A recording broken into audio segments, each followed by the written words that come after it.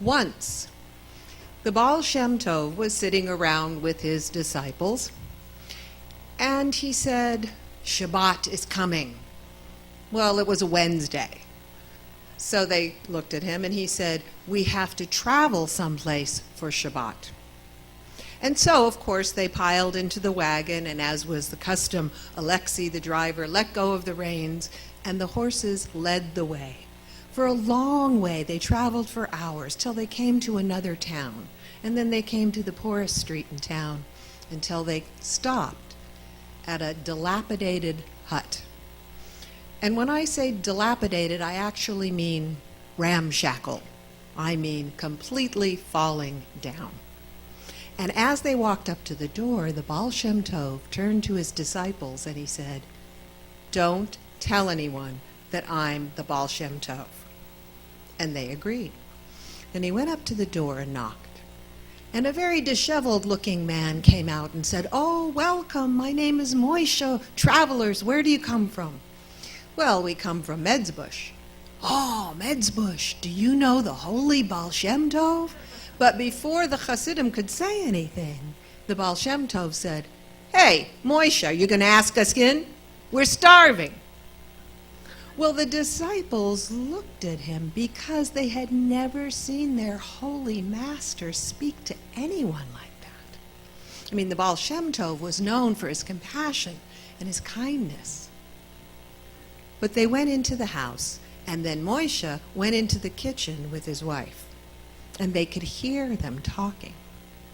And he said, we have to feed these travelers. And she said, we have nothing to feed these travelers. The only thing we have is the milk for our children.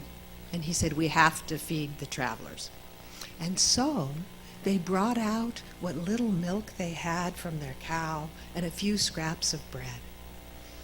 Well, the disciples could barely eat because they knew they were literally taking food from the mouths of babes. But the Baal Shem Tov, well, he was drinking the milk and eating the scraps of bread, totally ignoring them, ate the whole thing up. And that night, they slept on the floor of the hut. And the next morning, the disciples were hoping it was time to go because they were really embarrassed by the Baal Shem Tov's behavior. But as soon as he got up, the Baal Shem Tov said, hey, Moishe, what's for breakfast? And they sat down to the last few remaining scraps of bread and a few drops of milk that were left. Nobody could eat anything except for the Baal Shem Tov. He drank up the rest of that milk and ate all the scraps of bread. Well, they were hoping that it was time to go. But the Baal Shem Tov said, hey, Moishe, we're staying for dinner, and we need meat for dinner. Moishe went in the kitchen with his wife. She said, we have no meat. He said, we have the cow. Do that again. That was nice.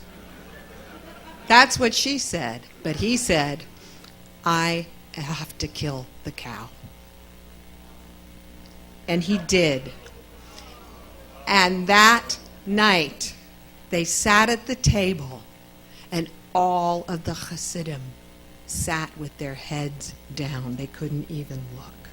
But the Baal Shem Tov, he was in great spirits, and he was stuffing himself, chewing on the bones, eating every bit of that cow until all that was left was a pile of bones. Now they were really hoping it was time to go. But the Baal Shem Tov said, tomorrow is Shabbat. There's 3 meals, for Shabbat. And he said, I want to give you my menu. We want 3 loaves of challah. We want 6 bottles of wine. We need soup for every meal and fish at every meal. And I want chicken for dinner and cake for dessert. Moshe went in the kitchen. His wife said, we have nothing left. And he said,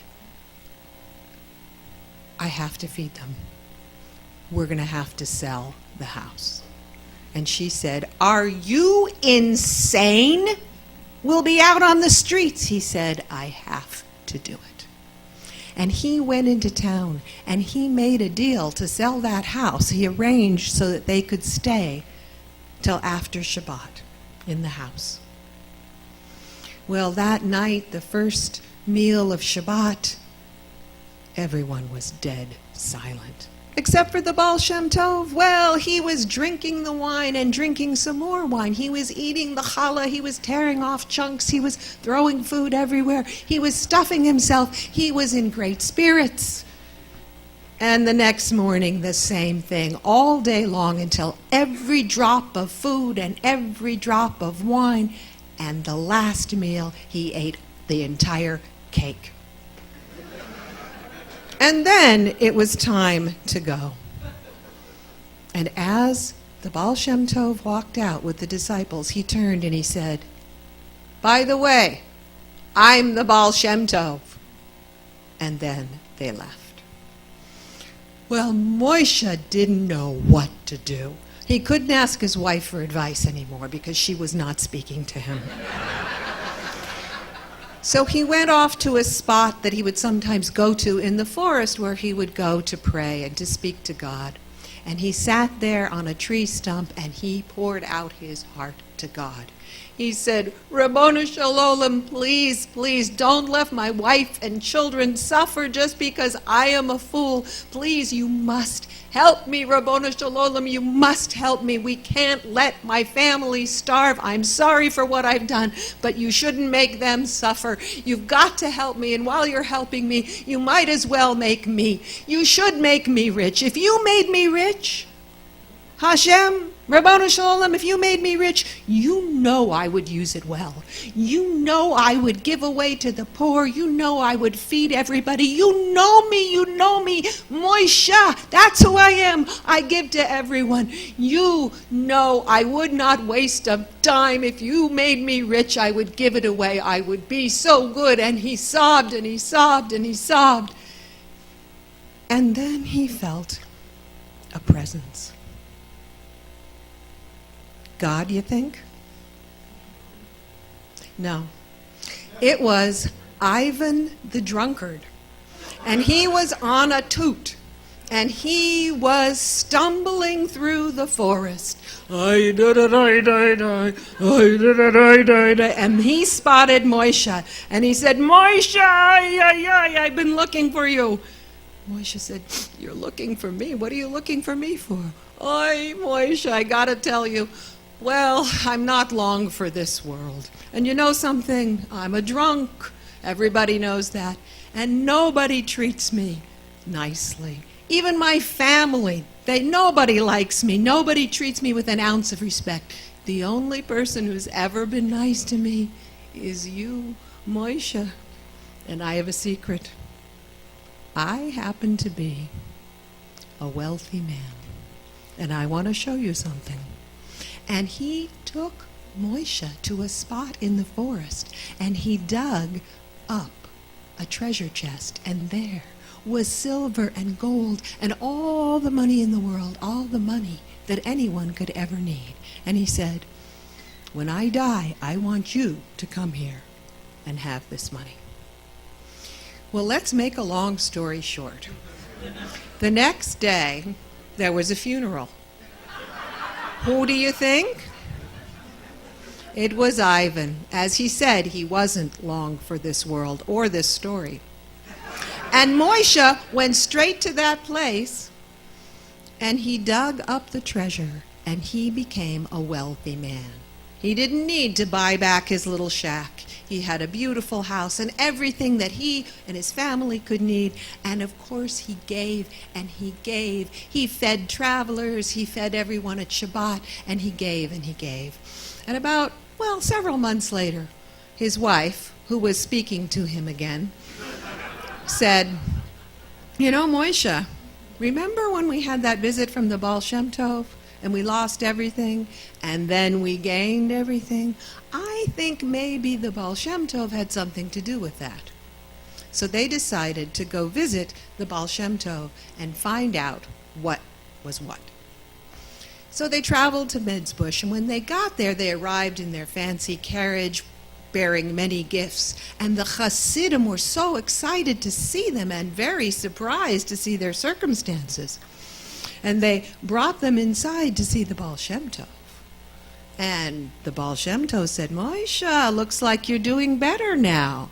And Moshe said, yeah, ever since you came to see me, and I was wondering what that was about. And the Baal Shem Tov said, you see, Moshe, it was decreed in heaven that you should be a wealthy man. All you had to do was ask.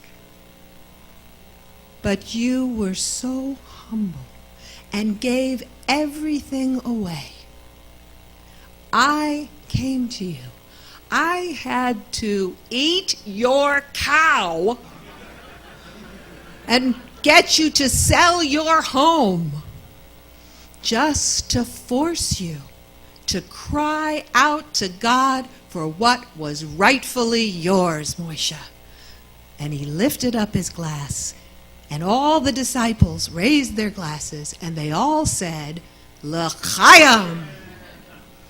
And so may we all be inspired to ask for what we really, really want. Good Shabbos.